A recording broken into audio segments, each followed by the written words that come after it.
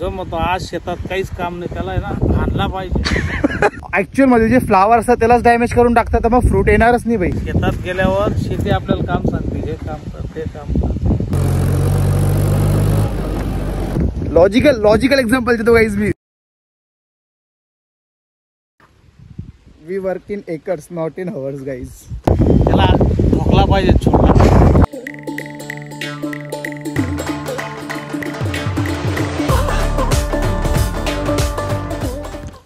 So good morning guys, welcome back to the new episode of vlog. Hope you guys are doing absolutely fine. So guys, आता time झाला आहे सकाळचे 6:30. मी आलोय वॉकवर कारण आता Monday पासून माझं रेग्युलर शेड्यूल चालू होणार आहे कॉलेजचं. सो म्हटलं आता थोडीशी स्वतःच्या बॉडीला डिसिप्लिन लावायची की सकाळी लवकर उठायचं.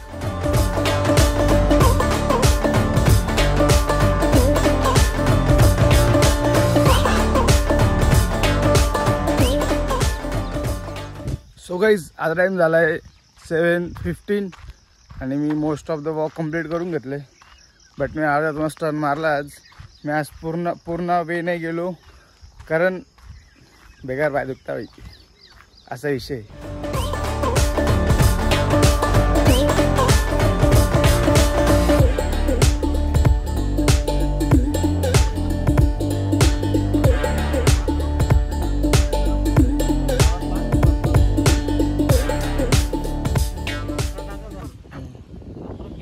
शेती परवडत नाही त्याला काय करायला पाहिजे. जो म्हणतो शेती परवडत नाही त्याला काय म्हणायला पाहिजे त्याला. आणि जो म्हणतो काम नाही त्याला ठोकला पाहिजे छोटा. शेती काम सांगते, काय सांगते काम. शेतात गेल्यावर शेती आपल्याला काम सांगते, हे काम कर ते काम कर. जो म्हणतो आज शेतात काहीच काम नाही त्याला आहे ना आणला पाहिजे.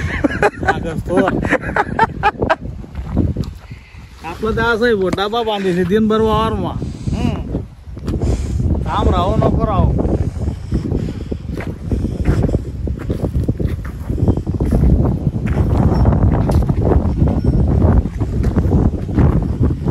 छान डेव्हलपमेंट झालं. हे पानदा करतेस हे जास्त खाता पानं मध्ये नाही खात.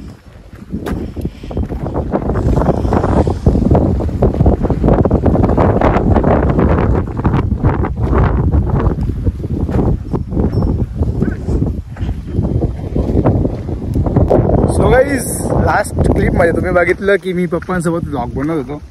व्लॉग इन द सेन्स ना आम्हाला थोडंसं हे कामं करायचे होते. आम्ही झाडं मोकळे करत होतो. Many of you might not know की मोकळं करणं म्हणजे काय. तुम्हाला सिंपल पद्धत दाखवतो. आता हे झाड आहे यालामधून सनरेज यायला जागा आहे. सनरेज पास होतील. जे फॉग धुकं येतं त्याच्यात खूप साऱ्या टाईपचे बॅक्टेरियाज वगैरे फंगस असतात.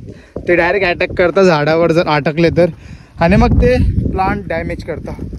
प्लांट डॅमेज करणं इन द सेन्स की ते जे आपले पान असतं लीफ त्याच्यावरचे सेल्स असतात चांगले सेल्स ते डॅमेज करून टाकतात. त्याच्यामुळं काय होतं झाडाची ग्रोथ आणि फ्रूट ग्रोईंगमध्ये थोडासा प्रॉब्लेम येतो.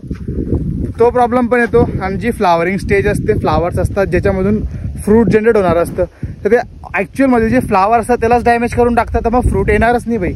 म्हणजे जर पहिली पिढी संपली तर दुसरी पिढी येणार आहे का. लॉजिकल एक्झाम्पल देतो गाईज मी. बाप मेला तर पोरगा येणार आहे का. कसं काय होईल काय विषय होईल.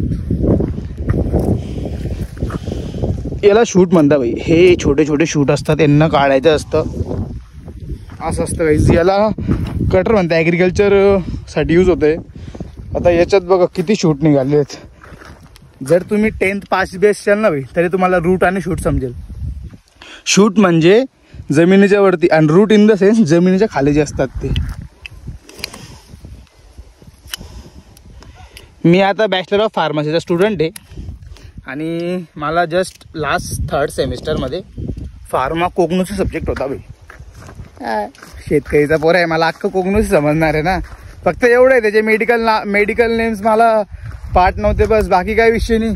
कल्टिवेशन नंतर मग ते काय म्हणतात त्याला हायब्रिडायझेशन नंतर ग्राफ्टिंग वगैरे हे तर एकदम लोकल गोष्ट घ्यायची.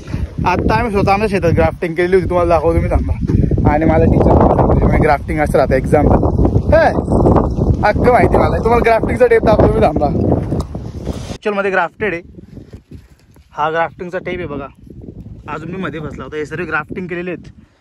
हे पहिली होती नारळी ॲपल, म्हणजे शेप वेगळा होता ॲपल बोर्डचा. आणि आपलं जे ॲक्च्युअलमध्ये ओरिजिनल ॲपल बोर्ड येतं, जसं ॲपल येतं ना गोल, तसं ॲपल येतं.